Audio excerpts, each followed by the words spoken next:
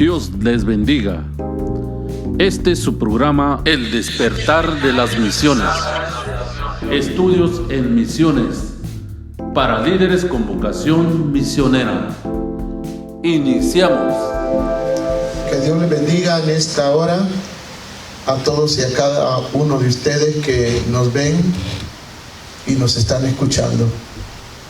Quisiera que abriera su Biblia en el libro de Segunda de Corintios, capítulo 5.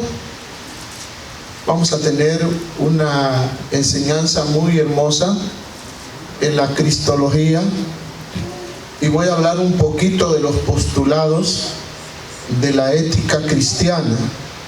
Los postulados de la ética cristiana, aunque hay varios postulados, pero muchos de ellos son tan importantes. Cuando estoy hablando de postulados, me estoy refiriendo a la postura doctrinal que el creyente debe de tener, porque recordemos que hay una parte tan especial en la vida del apóstol San Pablo, donde nos recomienda que debemos de ser defensores de la fe, de aquella doctrina que Dios nos ha dejado en la palabra del Señor. Amén. Vivimos tiempos bastante difíciles y por lo consiguiente en estos tiempos difíciles hay muchas doctrinas religiosas que se han levantado en estos últimos tiempos para confundir al creyente, para confundir al hermano, a la hermana, al pastor, al maestro, al evangelista, etcétera, etcétera.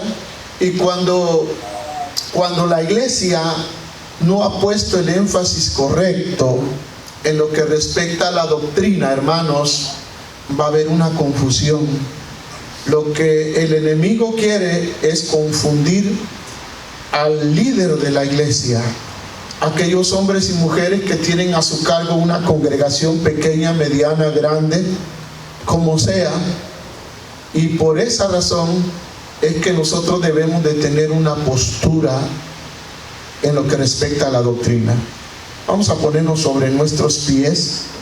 Que el Señor le bendiga a usted que nos está viendo a través de estas cámaras una manera muy especial. Vamos a tener la lectura en Segunda de Corintios, segunda carta del apóstol San Pablo a Corintios, capítulo 5.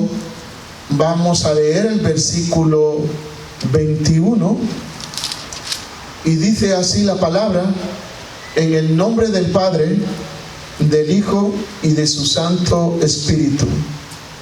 El que no conoció pecado, por nosotros lo hizo pecado, para que nosotros fuésemos hechos justicia de Dios en él.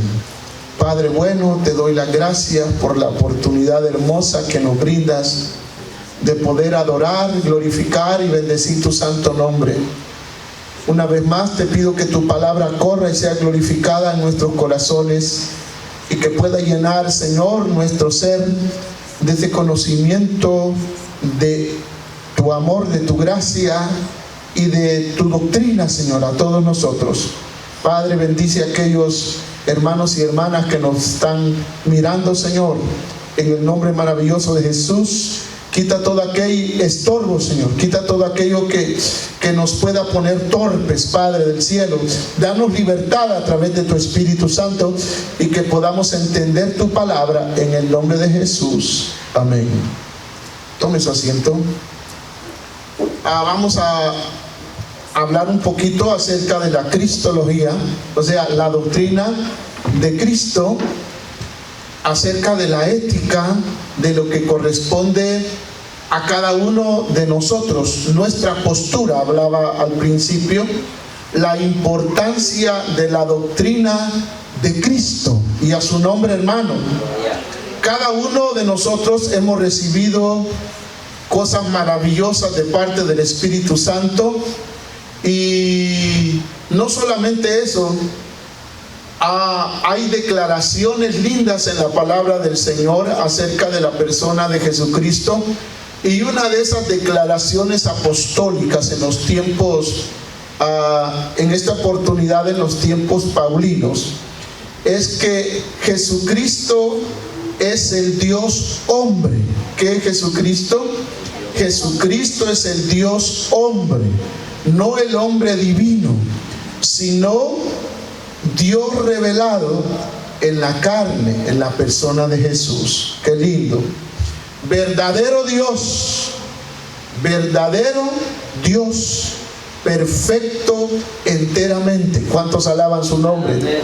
Entonces, ¿por qué hablo así? Porque cuando uno habla así hay implicaciones éticas en lo que respecta a la cristología o a la doctrina de Cristo Jesús. Nuestro Salvador es un Dios, un Cristo eterno, redentor. Amén. Dice Pablo, sin pecado, no se rindió al pecado, sino que Él es la perfecta obediencia del infinito valor, hermano, que cada uno de nosotros nos dio nuestro Salvador. Por eso es que Él vino a morir en la cruz del Calvario para redimirnos. Amén. Una de las grandes verdades de la redención, hermano amado, es lo que enfoca, por decirlo así, no nuestro punto de vista, amén, sino lo que habla, hermano, la palabra del Señor en lo que respecta a Cristo, el que no conoció pecado, amén, por nosotros lo hizo pecado. Hay muchos pasajes bíblicos en lo que corresponde a esta verdad y vamos a escudriñarla. Hay un lindo texto en el versículo 26 y 27 del capítulo 7 del libro a los Hebreos. Libro a los Hebreos, capítulo 7, versículo 26 y versículo 27. Estamos hablando de la cristología, la doctrina de Jesús, en lo que corresponde a la santidad de Jesús, porque Él es santo. Amén. Versículo 26 y versículo 27 de Hebreos 7. Mire qué hermoso es esta expresión de lo que corresponde a esa postura de que cada pastor debe de tener quién es Cristo. Dice, porque tal sumo sacerdote nos convenía, santo, inocente, sin mancha, apartado de los pecadores y hecho más sublime que los cielos. Bendito su nombre. Que no tiene necesidad cada día, como aquellos sumos sacerdotes, de ofrecer primero sacrificios por sus propios pecados y luego por los del pueblo, porque esto lo hizo una vez para siempre, ofreciéndose ¿qué? A sí mismo. Amén. ¿Qué es nuestro Salvador? Un sumo sacerdote, o sea, está hablando del pontificado en lo que conviene, hermano, a Jesús. Dice que Él es santo, inocente, limpio y apartado. Amén. Mire qué hermoso cuando cada uno de nosotros tomamos esa parte, hermano amado, de lo que corresponde a la persona de Jesús. Nuestro Salvador Jesucristo no solamente es Salvador, sino a la vez es cabeza, es principio y organizador de nuestra vida nueva. Amén. Cuando digo organizador de nuestra vida, nos dio una vida nueva porque estábamos desordenados por el pecado. Amén. Estábamos totalmente, disculpe la expresión, totalmente fuera de base. Estábamos totalmente mal.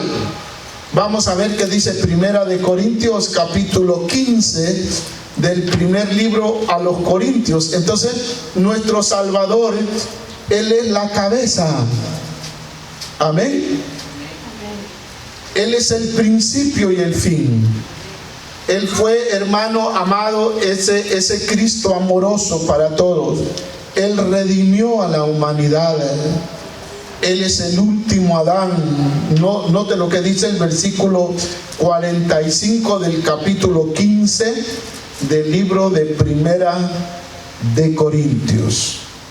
Así también está escrito: fue hecho el primer hombre, Adán, alma viviente; el postrer Adán, espíritu vivificante. Mas lo espiritual no es primero, sino lo animal, luego lo espiritual. El primer hombre es de la tierra terrenal. El segundo hombre, que es el Señor, es del cielo. Bendito sea su nombre, amén. ¿Por qué nos tenía que venir a redimir? Porque Cristo es el autor de la vida. ¿Qué es Cristo? Es el autor de la vida. Por eso es que, escribiendo en el libro de los Hechos, en el capítulo 3, versículo 15 del libro de los Hechos, ahí nos señala la palabra del Señor esto maravilloso que tenemos que saber de Cristo. Hechos capítulo 3, versículo 15. Y mataste al autor de la vida, a quien Dios ha resucitado de los muertos, de lo cual nosotros somos ¿qué? Testigos. Bendito su nombre, amén, hermanos amados.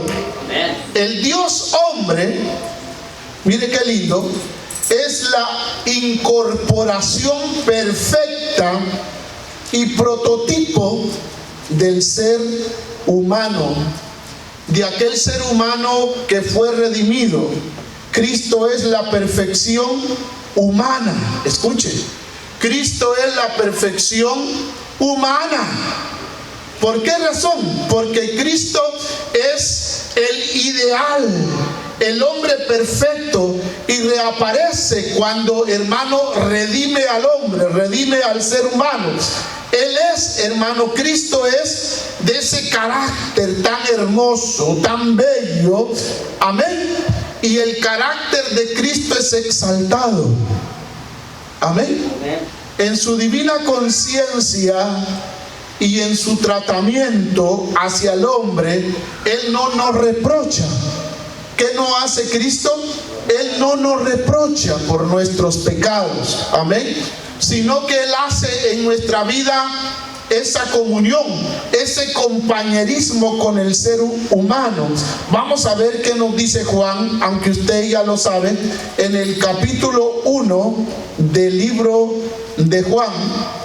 Allí Juan nos hace mención de esta parte que le estoy hablando en el versículo 14 del capítulo 1 del Evangelio de Juan.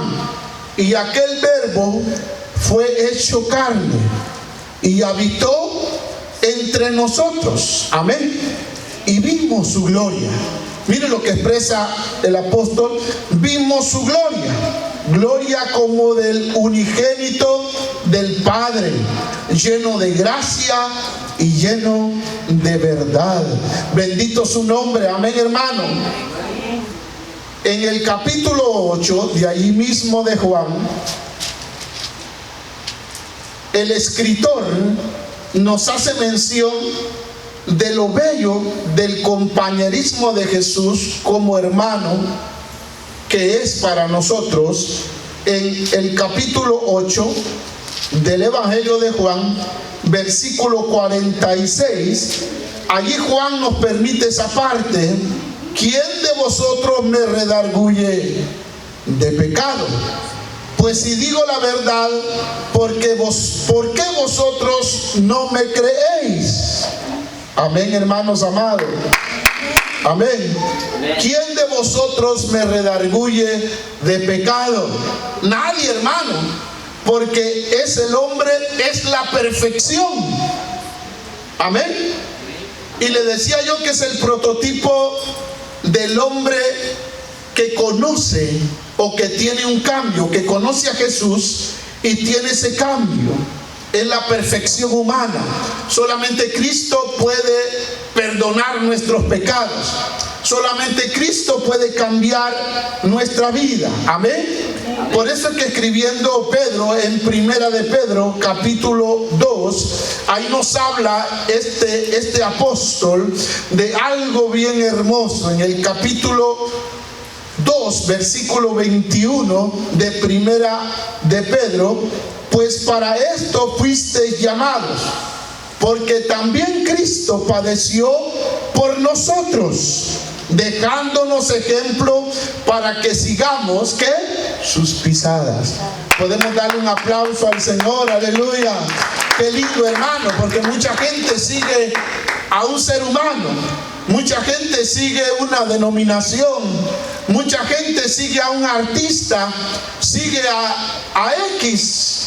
Es más, hay gente que sigue animales, hermano. Pero dice Pedro que sigamos las pisadas de Jesús. Amén. Amén. Qué hermoso, hermano. Versículo 22 y luego el 23 de Primera de Pedro 2. En el cual no hizo pecado, ni se halló engaño en su boca, quien cuando le maldecían no respondía con maldición, cuando padecía no amenazaba, sino encomendaba la causa al que juzga justamente. Bendito su nombre. Amén, hermanos amados. Allí vemos el primer postulado, o sea, la postura que debe de tener el cristiano, no solamente el pastor, no solamente el maestro de escuelas dominicales, sino el pastor, que él es el encargado de poder ministrar lo que Dios le ha dado, amén, en sus manos, que es la iglesia donde él pastorea. Amén. Voy a tocar otra segunda postura, hermano, en lo que respecta a la escatología ética de lo que cada uno de nosotros debemos de saber. Amén. O sea, cuando yo hablo de la escatología, estoy hablando de los eventos del porvenir, la época venidera. Amén, hermano. ¿Cómo es que cada uno de nosotros debemos de conocer la revelación que el Señor nos ha dado a través de su palabra? Amén. No es que nosotros como cristianos tengamos una alternativa, sino que la Biblia nos enseña los elementos correctos de esta doctrina. Amén.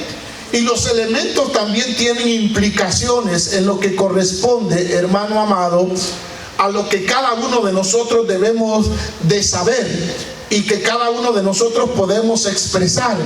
Amén. Amén. Todas las eras de la vida, hermano, Dios las creó. Amén. Dios creó la historia. Amén. ¿Qué creó Dios? La historia. Y como Dios la creó, Él también la dirige. Bendito su nombre. ¿Qué dirige Dios? La historia, porque Él la creó. Tanto creó la historia como también creó al hombre, y creó también el destino de él. Amén. Lo creó así, y lo voy a colocar como un destino cósmico. Eso está en las manos. Dios le delegó al hombre la investigación cósmica. Qué lindo es nuestro Dios. Amén. Amén. Esto es inseparable de la vida de nosotros los humanos, estos elementos tan tremendos. Amén. Porque el creador del cosmos es creador también del hombre. Amén. Porque Dios creó una cosa y Dios creó la otra. Amén. Dios creó el cosmos tal como está ahorita. Amén. ¿Por qué creó el cosmos el Señor? Porque estoy hablando de la postura escatológica, de que cada pastor, cada creyente, cada uno de los feligreses en una iglesia debe de saber la doctrina escatológica o eventos del porvenir. Porque la iglesia es la única que sabe el futuro. Amén. No los brujos, no los hechiceros. Es la iglesia a la que Dios le ha revelado el futuro. No es que usted sepa qué le va a pasar el día de mañana, qué le va a pasar cuando salga a la calle. No me refiero a eso, sino me refiero a la doctrina. A la doctrina que está basada, hermano amado, en esta escatología que son los eventos del futuro. Bendito el Señor. Amén, hermano amado. Entonces, Dios creó, le dije yo, el cosmos. ¿Y por qué creó el cosmos? Porque el cosmos es el escenario. Oiga, el cosmos es el escenario del propósito de Dios en la historia humana. A través de eso Dios lleva a cabo sus planes. Porque todo va a venir del cielo. Todas las cosas del cielo, como las estrellas, caerán del cielo, dice. Porque al hombre ya no le asusta, hermano, un pequeño temblor. Aquí en los Estados Unidos se ve bastante, hermano, muchas cosas de la naturaleza. Muchas cosas que son, hermano, manejadas por Dios, permitidas de parte de Dios para que el hombre despierte su conciencia dormida y pueda reconocer que Jesús es el Salvador, y a su nombre gloria. Entonces, la meta y la consumación de la historia están determinados por el propósito redentor del Dios Trino. Amén. Y esto se realiza, mire qué lindo, en Cristo Jesús, para el bienestar de su iglesia y de la humanidad. Por eso es que no es fácil poder decir, bueno, Cristo murió en la cruz del Calvario y ahí fue todo. No. El Calvario tiene un significado grande. Amén. Y no solamente grande, sino tiene un significado central de lo que determina, hermano, la vida humana. Y no solamente la vida humana, sino la historia del cristianismo. Y a su nombre, hermano. Entonces, Cristo es el principio y es el ¿qué? El fin. Cristo es el principio y el fin. Qué lindo es nuestro Dios. Convivimos, hermano, en ese vasto universo. Lo convivimos. Tenemos el privilegio de ver las estrellas, de ver el sol. Amén. Amén. De ver aquellas fuerzas tremendas de parte del Señor, ya sea para bien o para mal del ser humano. Nosotros lo contemplamos. Vemos el poder inmenso de Dios en la naturaleza. Diga amén, hermano. Amén. Amén. Aunque exista mucha maldad aquí en la tierra, en nuestros barrios, en nuestros países, amados hermanos, aunque miramos mucha gente como que está posesionada por espíritus demoníacos, hermano, Dios siempre a través de Cristo dará la victoria, el triunfo a la iglesia. Aleluya. Amén. Amén. Sobre el mal. Siempre la iglesia triunfará sobre el mal. Amén. Amén. Triunfará sobre el pecado. Porque Cristo es nuestro Salvador. Amén. Él es el consumador de todas las edades. Diga amén, hermanos amados. Nuestra vida y la vida de la humanidad entera está en las manos del Señor. Podía decir usted, entonces, ¿por qué hay tantas cosas malas? ¿Por qué Dios no hace algo? Porque Dios nos respeta a cada uno de nosotros el libre albedrío. Amén. Y Dios nunca se va a contradecir a todas aquellas cosas. Dios tiene establecido, para todo hay tiempo. Y Dios tiene establecido los juicios divinos sobre esta tierra. Entonces, la meta más alta, es el sublime fin, por decirlo así, y es el sumo propósito de todo esfuerzo moral, y esto se encuentra en Dios. ¿En quién se encuentra? En Dios. Dios es la verdad.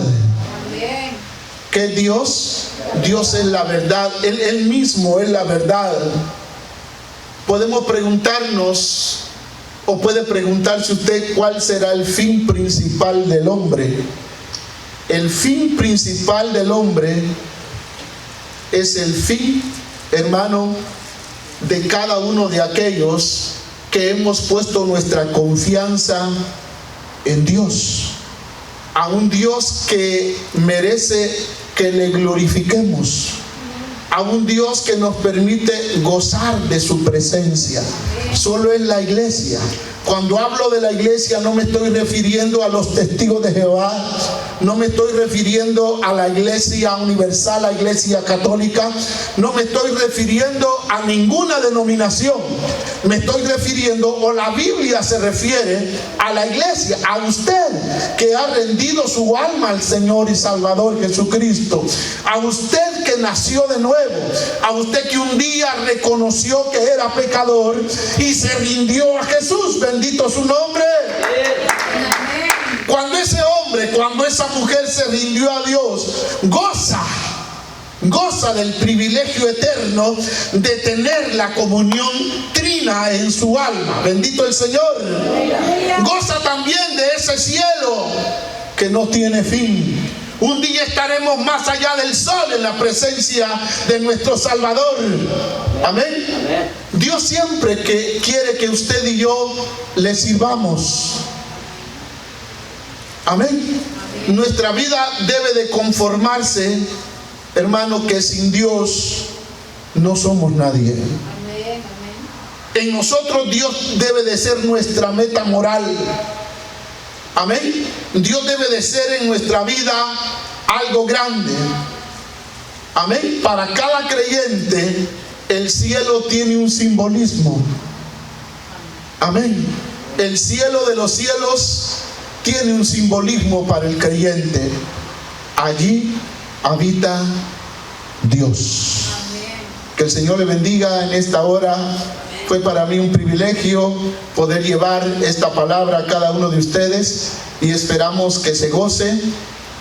Y le doy las gracias a usted que nos sigue a través de estas cosas hermosas que el Señor nos dejó. Se despidió de ti, tu hermano y amigo Salvador Cruz, del Despertar de las Misiones.